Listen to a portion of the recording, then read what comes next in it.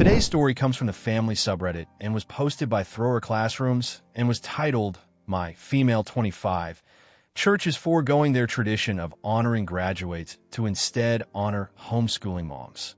My sister, female 18, is graduating this year and disappointed.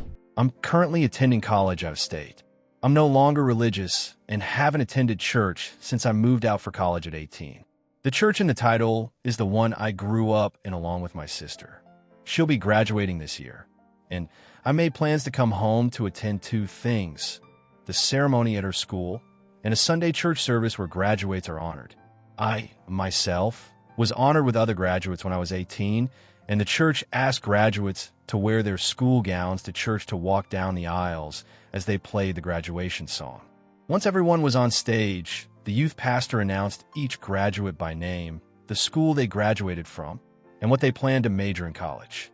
They then gave respective gifts for males and females, and the pastor prayed for us at the end. It lasted about 5 minutes, and a great many churches have their own way of honoring graduates this time of year. But for whatever reason, that tradition is being broken this year. When I was being honored, the church sent an email a few weeks in advance requesting that graduates wear their gown and submit a graduation photo to show on screen. This year, however, they didn't do that and sent an email explaining why. Instead of honoring graduates on stage this year, the church will honor homeschooling moms in the congregation, and there needs to be some context. Our church has a homeschooling group that meets in their classrooms for activities. The group is an official program of the church and is advertised on their website too. The email said that homeschooling is a thankless job and that parents who sacrifice careers to stay at home never receive recognition. So the church will honor them by having them come on stage in place of the graduates from recent years. Furthermore, the only graduates that will be honored on stage are the homeschooling graduates of the moms in the congregation who will supposedly come on stage with their mom. In years past, the youth pastor gave the sermon on graduation Sunday, since most of the graduates went to youth group. However, the head of the church's homeschooling group will give a sermon about homeschooling instead. My sister is disappointed, as are my parents, and we're wondering why they can't do both. Why not have the non-homeschooling graduates be honored on stage before honoring the homeschooling moms? What about potential homeschooling graduates who may feel embarrassed walking down with their mom and may prefer to walk down with graduates their age? Why must we exclude anyone when the church has been flexible with time in the past? There have been Sundays when worship was shortened because a baby dedication or something similar was taking place. They also do a very brief worship on Missionary Sunday each year when they pass a microphone to each missionary who comes on stage to say what country they serve, and there's at least 20+ missionaries. My parents are considering sending an email to one of the leaders along with speaking to one directly, and they also talked to other parents who felt similarly about the email. In addition to the email and trying to talk to a leader, would anyone have any suggestions on how to convey that no one has to be excluded? Church is the one place where you'd want to include everyone, and this seems to be a very avoidable mishap. Graduation Sunday is July 12th at our church this year, so there should still be some time. Update 1. Something I forgot to include in my previous post was the reason our church's graduation Sunday was on July 12th. The last day of school for our school district was June 27th, and the commencement ceremony was the following week, so that's why. I took the advice many gave and asked my parents if I could co-write an email to the church with them, as other parents they spoke to were also considering. However, they suggested sending my own because 2 are better than 1 and higher statistical numbers may change minds. I agreed and sent one expressing my disappointment as a former member who was honored upon graduating, and I included a powerful point that another commentator gave. Churches often have many kids who attend different schools, and each school has its own graduation. However, church graduations allow kids from different schools to be part of the same ceremony with the church as the unifying factor. When I was honored, kids wore different colored gowns from local schools as they walked down the aisle during service, and it was a beautiful representation of each school. I argued that by choosing not to honor non-homeschoolers, they were depriving kids who grew up in the church of the chance to be celebrated together regardless of school district. And if nothing else, Isn't the point of church to bring people together? According to my parents, other parents send emails in addition to in-person follow-ups. And the church sent a follow-up email a few days later. The email addressed how numerous people reached out asking that they honor non-homeschooling graduates too. However, instead of correcting course, they said they'd allow parents to send graduation photos to be shown in a slideshow on the foyer TVs that are often used to show announcements and whatnot. But that is the extent of their capitulation, which is pathetic in my opinion. I shied away from personal opinions on homeschooling and the church's motives in my first post, because I deemed it irrelevant if a simple course correction could be made. But since they decided to double down on a decision to slight non-homeschooling graduates, I feel no need to hide those feelings anymore. As many comments stated, it seems as if the church is choosing to slight those who attend public school for reasons not said out loud. I personally believe those reasons relate to promoting homeschooling as a superior form of education based on two things. The church has its own homeschooling program, and it's promoted as a faith-based program. So I believe the church is choosing to exclude the secular public school graduates to honor Christian indoctrination instead. This is the reverse of the eradicating anti-Christian bias bullshit. And I agree with commenters who pointed out that the current regime loves devaluing the United States educational system, a regime that many Christians and churches have fallen in love with. And given how our church has veered into politics in recent years, that is my belief about what they're not saying out loud. They could so easily choose to honor all graduates, but they're choosing to intentionally slight non-homeschoolers. My parents and sister are disgusted to say the least, and we will not be attending that Sunday. I broached the idea of considering a new church, but my parents aren't willing to go that far yet. I think they'll change their mind, and they've talked with other parents who were disgusted too. We will instead go out for breakfast during the time we would have attended the service, but I'm taking it a step further. Not only am I going to make posts about the church's decision on my socials with screenshots of the email, but I'm also going to blast a detailed email to all my ex-friends who received the church honor when I did. I'm also going to email the local school districts and follow up with a call. If the church wants to intentionally slight others, then they should bear the weight of their decision. A part of me is even considering emailing the local news, but I'm not sure about that one yet. All we know is that we're not attending that Sunday, and I support my parents' decision because fuck the church's decision. Update 2. Before I explain what happened since, I want to address what happened on July 12th. Our family went to breakfast during the time of the service, but curiosity led me to watch it on YouTube afterward. In all my years growing up in our church, a woman only gave the sermon once a year. That woman was the pastor's wife, and the tradition fell on Mother's Day. Outside of that, regardless of assistant pastors or guest speakers in the pastor's stead, it's always been a male, although I can't speak for when I stopped attending at 18 upon going to college, until July 12th when the trend was bucked. The head of the church's homeschooling program gave a sermon, and she's also the head of the church's VBS, Vacation Bible School. She's had rapport in the church since I was young, and she was the one who asked all homeschooling moms and their kids to come down to the altar to be recognized. Yes, that included non-graduating homeschool students. As for the homeschool graduates and their mothers, they didn't go to the altar at that time. Once everyone came to the altar, they passed a microphone to each mother to give their name, how many kids they homeschooled, and how long they've homeschooled. The format was similar to Missionary Sunday, when all missionaries were called to the altar to state their names and the countries they served in. And just like Missionary Sunday, the homeschooling head asked the congregation to give a standing ovation after the last mother spoke. Following that, she asked the congregation to remain standing as the homeschool graduates and their mothers entered the sanctuary to the graduation song, walking side by side like a wedding party entrance. She announced them one by one along with the college they planned to attend. And unlike the non-graduating homeschoolers at the altar, only the graduates and their mothers came on stage to receive gifts. Graduates received an envelope described as a church scholarship, and their mothers received flowers and a goodie bag. Later in the service, the same homeschooling head gave a sermon about how she answered God's call to homeschool and spun into answering whatever God tells you to do, even if it seems to go against societal norms. I personally believe there's a more sinister message they're not saying out loud. Many churches have a hierarchy that is predominantly male, and women giving sermons in our church is an anomaly. However, if you are a Psalm who chooses to homeschool based on faith to produce future tithers, only then will the church recognize you because you're promoting their bottom line. Only then will someone like the homeschooling head be allowed to give a sermon as an example of subservience to the congregation. Plus, honoring homeschoolers instead of public school graduates falls in line with how some Christians degrade secular education based on prejudice against trans athletes, drag queens, or Pride Weeks. And their decision to honor homeschoolers who weren't even graduating showed how easily they could have chosen to honor all graduates.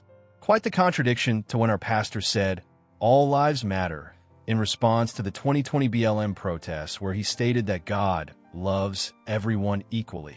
But the church doesn't seem to think that all graduates matter, do they now? To say I'm disgusted would be an understatement, and I meant it when I said I'd consider further action. Not only have I posted screenshots of the church's email on my socials, I've also sent emails to other churches in the community and called some of them too. Every church I called said they honor graduates, and some said they'd see if leadership would consider calling my church about reconsidering in the future. I also emailed local school districts, along with local legislators, for an idea that many suggested. Graduates in my church were deprived of an opportunity to be celebrated together, regardless of what school they graduated from, and the church graduation would have allowed for a unified celebration. My parents and I booked a party room at a restaurant so that all graduates in the community can be celebrated together. And we're trying to see if any local legislators/businesses would be interested in being part of it. We're not expecting much because it's last minute, and many graduates are preparing to go to college next month.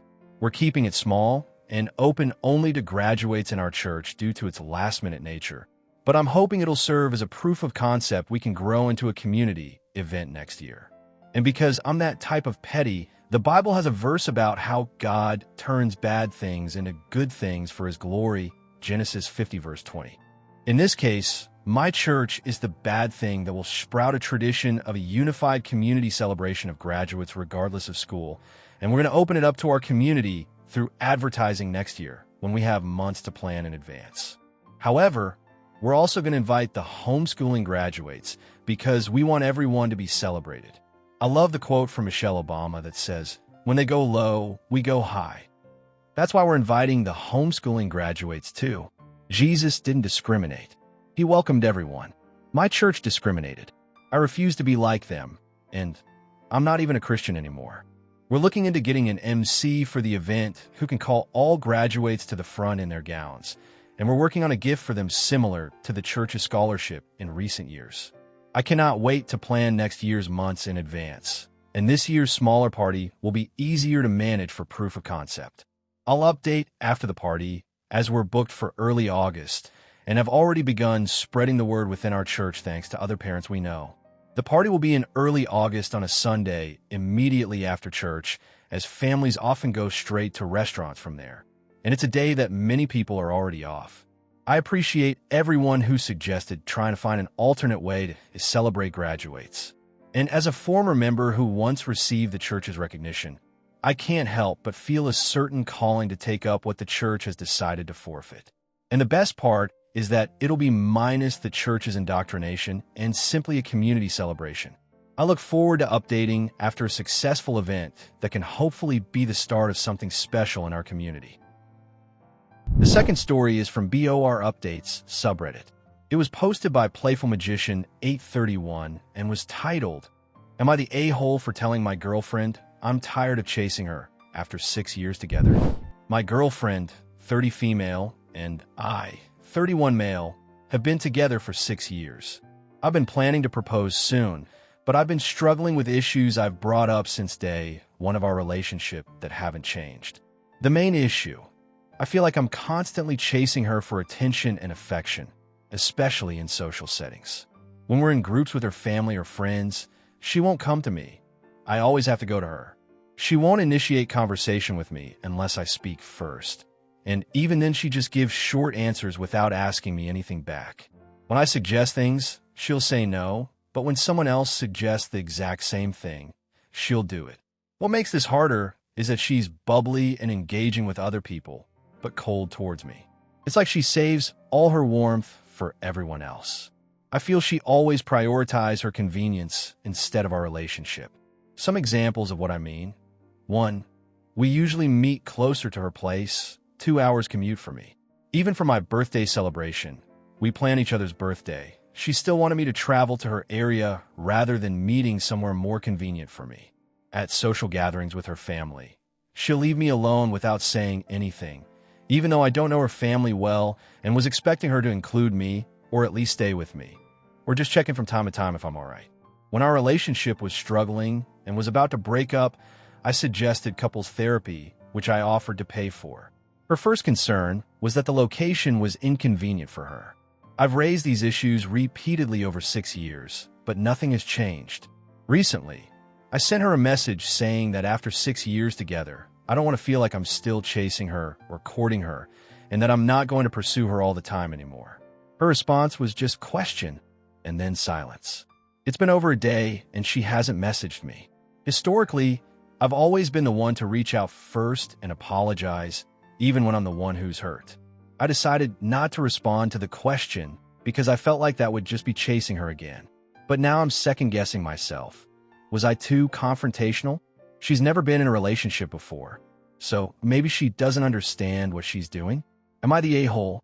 Thank you guys for all of the advice. I'm now starting to see how dumb I am for not considering to end this sooner. I will not message her, and will give an update if she ever reach out. Also an info I wanted to add. I lost my father 2 years ago, and I've been struggling with depression. I guess part of the reason I put up with this is that I really didn't want to lose another important person in my life. This is mostly on social settings, but it's fine when it's only the two of us. We were happy the past years, though yes, she indeed have selfish tendencies sometimes, and I'm at my limit about this issue, I guess. Let me clarify the dynamics with her family. The main thing is that I'm still sort of the outsider, and she's much closer to them compared to me because I only see them a couple times a year. I actually sometimes feel much more comfortable conversing with her family than her, because they would ask me questions to extend the conversation. I actually got super close with her 2 male cousins instantly, because I found out we share some hobbies in gaming and anime. But even with this, is it not fair for me to expect her to come to me from time to time and not me chasing her around all day? Or is it too much overthinking? Update 1. I couldn't help myself. After she ignored my vulnerable message for 2 days, I reached out again last night with messages explaining how hurt I was by her dismissiveness and asked if she wanted to meet up. I also told her I think we have an anxious avoidant attachment dynamic and sent her videos and detailed explanations about it, hoping she'd finally understand where I'm coming from and maybe even give us a starting point on how we can fix the relationship. Her response? She completely ignored everything I said and just told me, I'm going to the insert mall we usually meet at. Anyway, you can come if you want. So even after pouring my heart out about feeling dismissed and invisible, she dismissed me and made me feel invisible. Again, it really hurts. Update 2. We're engaged, I know. 99% of you told me to break up with her. Honestly, I don't blame you based on what I shared. Some of you will probably be disappointed reading this, but just hear me out. During the meetup after the small update, we had the most honest conversation we've ever had in 6 years. She was open and acknowledged that she might have a dismissive avoidant attachment style stemming from past trauma. I was actually the one who brought it up and shared resources about it, and it just clicked for her. Something she'd never really considered before, but it was dead on. We're committing to couples therapy together, and she's also open to individual therapy for herself. And yes, I proposed and she said yes. Because even through all of this, I realized I can't imagine living my life with anyone else. Even in moments like these, I'd still choose her and that I really love her so much. I'm going in with clear eyes though. I'll keep communicating my needs, and I'm hopeful that with the work we're both putting in, we can finally break the cycle we were stuck in. Thanks for the advice either way. It genuinely helped me have that conversation. Relevant comments. Chipmulfunk10N says, not the a-hole. I am shocked you could keep this up for 6 years. No judgment. I think plenty of people do stuff like this, and it's human to love someone and want to make it work. I'm almost always single because I give feeling unseen and unwanted in a relationship 1 year tops, usually less than half of that. It could be that you have different approaches to things or some other kind of explanation like she is masking with other people, bubbly, but feels comfortable enough with you to be herself. But if you have continuously brought things like this up for 6 years and she responds with distance and she hasn't been open to counseling, oh my gosh, do not get married. Opie replied, I really love her and wanted this to work so badly, but I'm really tired right now. I guess there's always a limit to everything. Adept Whereas 6379 says, not the a-hole. You told her what you wanted and needed in your relationship, and her juvenile response was, wow. The only serious thing about this stunted, selfish woman is that she is seriously an a-hole. Reread what you wrote here. Would you advise a friend to stay in a relationship like this? I don't think so. Be a friend to yourself and end this one-sided relationship for yourself now. Trust that she already has. Move on, Opie, and work on your self-esteem. Opie replied, yeah, I was really taken aback from her response, or lack thereof. I expected her to at least make me clarify or talk about it more even if she doesn't agree with what I said. Update 3. I stupidly ignored all of your advice and went on with the proposal, being hopeful of the self-awareness my GF showed during our heart-to-heart talk after. I realized now that this was a mistake. It's really not a good idea to love someone's potential instead of who they are currently. What happened after is that she never made any concrete steps about the therapy she promised and just went back into her avoidant tendencies, ignoring my needs. Even with all that, I was still willing to push through with it, actually, that I admit was stupid in my part. The last straw for me happened just last Sunday, when we were on a pre-wedding tradition in our country where the families of the couples would meet up and bond, and where the couples would proclaim their love for one another. She said in this event that she doesn't need a man to be complete, and I'm not just a nice bonus for her. Also that she's the type of person not to feel butterflies in her stomach or excitement in the relationship, but she appreciates my consistency. Worst part is she never said she loved me in this event. Not even once. I understand that being independent is good, but it's not the right time and place for this. When it's supposedly the day we should show our love for one another in front of our families. I felt really unwanted during that moment, and I felt invalidated again for all my efforts and sacrifices. I talked with her earlier today about the hurts, and she invalidated me again. That's when I decided to stand my ground and choose myself this time. At the end, she handed me back the ring, and we broke up. Stupid to not end this sooner, but I have found respect for myself after neglecting my needs for far too much. In the end, I think I was indeed a-hole to the both of us for dragging this for far too long. Thank you for all the advice. I hope we both heal from this in the future. Relevant comments. Illustrious Sign 872 says, I'm so sorry you had to experience that much emotional pain. I was once in a relationship where I was the only one giving love and never really got any back. After we broke up, I kept wondering why I had held on for so long. Someone once told me, there is a point at which you have to choose to either let go or be dragged. I let go, and once I was over my heartbreak, my life became so much better. You have all my empathy, Opie. Opie replied, yes, this was not an easy decision to make, especially when you still love the person. But I realized that I was clinging unto her potential rather than who she was at the moment. That was the big mistake. Lily Getrick says, man, ignoring the advice and pushing through is rough, but learning from it is huge. The ring return and breakup sounds painful, but necessary. You deserve better than feeling like a bonus. Proud of you for choosing you. Opie replied, yeah, I really tried to push through with it, which was stupid in my part, but glad I had the courage to end things before getting married.